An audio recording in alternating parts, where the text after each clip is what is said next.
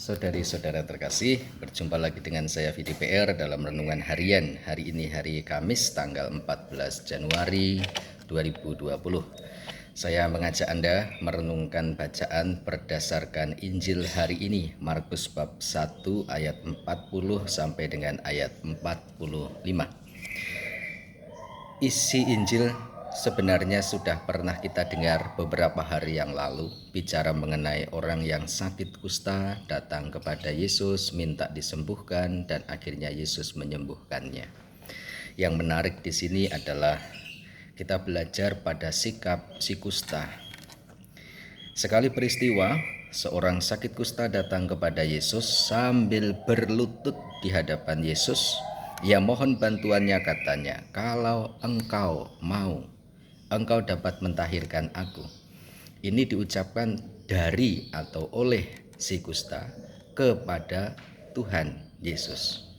"Kalau engkau, Tuhan, mau, engkau dapat mentahirkan aku," si kusta. Ungkapan disampaikan oleh si sakit kepada Tuhan Yesus. Kalau engkau mau, engkau Tuhan, engkau dapat mentahirkan aku. Ada dua hal yang menarik dari ungkapan ini. Yang pertama, sikap gerak tubuh, yaitu ia berlutut. Berlutut adalah salah satu sikap gerak tubuh sebagai simbol: satu, penghormatan; dua, kerendahan hati, atau mengungkapkan ungkapan merendahkan diri di hadapan Allah. Sikap rendah hati di hadapan yang lebih berkuasa, yang dihormati. Orang berlutut, sikap tata gerak berlutut itu mengungkapkan itu, untuk mengungkapkan satu, rasa hormat kepada yang selayaknya untuk dihormati, dan yang kedua adalah ungkapan gerak tubuh untuk kerendahan hati, merendahkan diri di hadapan yang lebih tinggi, yang ilahi. Dan ini dilakukan oleh si kusta itu dengan sangat kerendahan hati, menyadari kerendahan dirinya, sekaligus penghormatan dalam sikap lahiriah tubuhnya diwujudkan, diperlihatkan, dipraktekkan, sekaligus dengan kata-kata yang diucapkannya. Kalau engkau mau. Ia tidak menuntut, dia tidak memaksa, mengharuskan Tuhan mengikuti kemauannya, tetapi dia sangat sadar diri di hadapan yang ilahi. Siapalah manusia ini? Ia mengungkapkan kata-kata dengan sangat kerendahan hati dengan tepat. Kalau engkau mau, engkau dapat mentahirkan aku. Bayangkan dalam situasi kondisi kusta yang serius, ia tetap tidak melupakan dirinya. Sebaliknya ia amat sangat sadar diri di hadapan Allah. Siapakah manusia ini?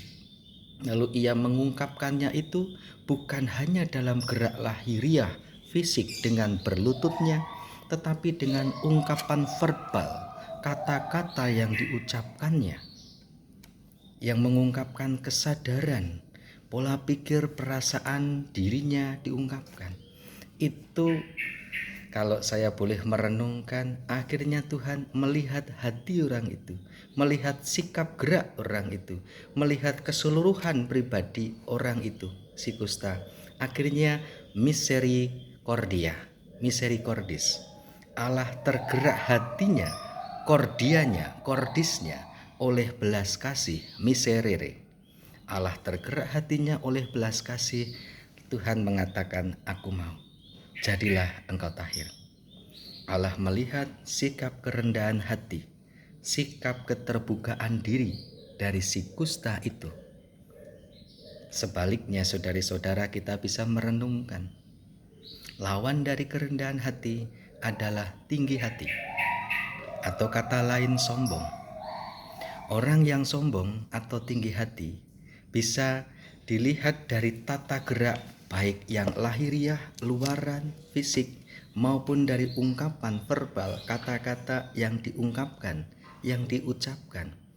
dan itu keluar dari kedalaman hati, dari dalam diri seseorang. Di hadapan Allah tidak ada seorang pun yang menurut hemat saya sangat layak untuk bersikap mengeluarkan kata-kata kesombongan. Tidak ada tempat. Di hadapan Allah kita adalah manusia-manusia sama, yang lemah, yang kecil. Justru sangat membantu kita dengan kesadaran diri siapalah kita. Ini di hadapan Allah diungkapkan dengan sikap, dengan tutur kata, dengan ungkapan kesadaran diri, kerendahan hati di hadapan Allah. Sekaligus tidak menuntut, tidak ada memaksa unsur paksaan. Tuhan Allah harus, wajib, semestinya mengikuti apa yang aku mau. Kita belajar pada si kusta. Moga-moga dengan sikap, doa, kesadaran diri itu Allah berkenan akan doa-doa yang kita lambungkan, kita ungkapkan, kita sampaikan kepadanya dengan kerendahan hati kita, dengan kesadaran diri kita.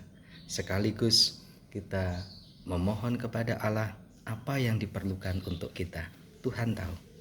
Moga-moga Tuhan berbelas kasih, bermiserikordis, berbelas kasih, tergerak hatinya akan doa-doa Anda dan saya. Tuhan memberkati Anda dan saya hari ini. Berkah dalam.